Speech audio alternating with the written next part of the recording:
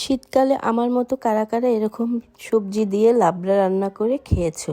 আমি আজকে যেই সবজিটা রান্না করেছি এটার নাম দিয়েছি লাবড়া। তোমরাও ঠিক আমার মতো এভাবে বাসায় রান্না করে খাবে। অসম্ভব মজাদার এবং টেস্টফুল একটা খাবার। হ্যালো এভরিওয়ান, আসসালামু আলাইকুম। তোমরা সবাই কেমন আছো?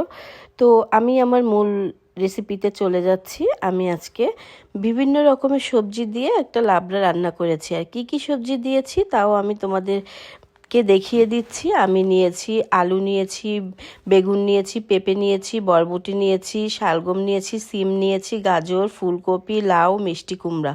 প্রথমে আমি সব সবজিগুলা কেটে ভালো করে ধুয়ে নিয়েছি। এরপরে আমি চুলায় প্যান বসিয়ে এর ভেতরে আমি এখানে 700 গ্রামের মতো পানি দিয়ে দিয়েছি। দিয়ে পানিতে যখন বলক চলে আসছে তখন তার ভেতরে আমি সামান্য লবণ দিয়ে দিয়েছি আর 1 চামচ হলুদ দিয়ে দিয়েছি। দিয়ে আমি প্রথমে আমি যেই সবজিগুলো একটু শক্ত সেই সবজিগুলো দিয়ে দিয়েছি। আর তারপরে আমি যেই সবজিগুলো একটু নরম ওইটাও দিয়ে দিয়েছি। দিয়ে দেখেন এখানে একটা টেকনিক আছে, কারণ এই টেকনিকটা হলো এইটা সবজিটা দেওয়ার পর যে সবজিগুলো একটু ওজন ওইটা ভিতরে ডুবে গেছে আর যেটা হালকা ওইটা উপরে ভেসে উঠেছে। তো আমি ঢাকনি না দিয়ে এখানে আমি 60% আমি কুক করে নিয়েছি। নিয়ে এখন আমি সবজিগুলো উঠিয়ে নিয়েছি। সবজিগুলো উঠিয়ে আমি যে পাত্রে রেখেছি আমি কিন্তু আর ঠান্ডা পানি দিয়ে সবজিগুলো ধুয়ে নিব না। তারপরে আমি চুলায় একটা প্যান দিয়েছি। এখানে আমি অয়েল নিয়েছি, সাদা অয়েল। অয়েলটা কিন্তু এই সবজি লাবড়া রান্নায় একটু বেশি করে নিতে হবে।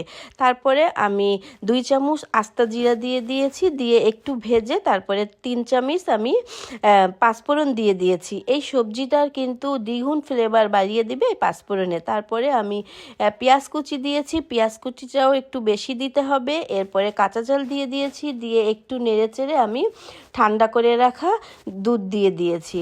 এই দুধটা দেওয়াতে কিন্তু সবজিটা আরও মজাদার হবে। এরপরে সামান্য লবণ দিয়েছি, কারণ লবণটা কিন্তু আগে সিদ্ধ করার সময় দেয়া ছিল। আমি এখানে 1 চামচের মতো লবণ দিয়েছি আর 2 চামচের মতো চিনি দিয়েছি। সবজি রান্নায় কিন্তু চিনি দিতে হবে। তারপরে আপনারা যদি কেউ দিতে চাইলে দিবেন, না দিতে চাইলে না দিবেন, এটা অপশনাল, আপনাদের ইচ্ছা। এরপরে আমি সবজিটা ঢেলে দিয়েছি। ঢেলে কিন্তু আস্তে আস্তে করে চারিদিক থেকে ঘুরিয়ে ঘুরিয়ে সবজিগুলো নেড়ে নিতে হবে। সবজিগুলো নাড়ার পরে যখন একটু বয়েল হয়ে আসছে তখন আমি এর ভিতরে 3টা তেজপাতা দিয়ে দিয়েছি। 3টা তেজপাতা দিয়ে আবার আমি চারপাশ থেকে আস্তে আস্তে ঘুরিয়ে নেড়ে দিচ্ছি। নেড়ে দিয়ে আমি কিন্তু সবজিটা কিন্তু ঢাকি নাই। এখানে আরেকটা টেকনিক আছে। সবজিটা একটু গ্রেভি গ্রেভি করার জন্য আমি এখানে 2 চামচ থেকে 2.5 চামচের মতো ময়দা দিয়ে দিয়েছি। আমি একটা পাত্রে অল্প পানি নিয়ে এর ভিতরে ময়দাটা আমি গুলিয়ে নিয়েছি। নিয়ে সবজিটার আমি চারিদিক থেকে আমি ঘুরিয়ে ঘুরিয়ে দিয়ে দিব। দিয়ে আমি আবার একটু নাড়াচাড়া করার পরে দেখেন আমার সবজিটা কিন্তু গ্রেভি ভাব চলে আসছে। এখন এর উপর থেকে আমি 2 চামচের মতো ঘি দিয়ে দিয়েছি।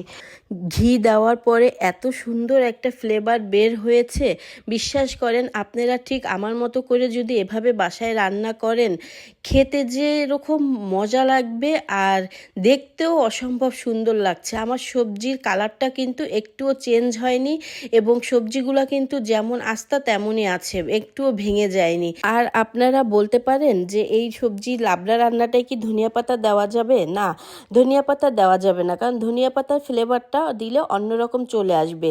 তাহলে তখন আর পাঁচফোড়নের আর ঘির ফ্লেভারটা পাবেন না।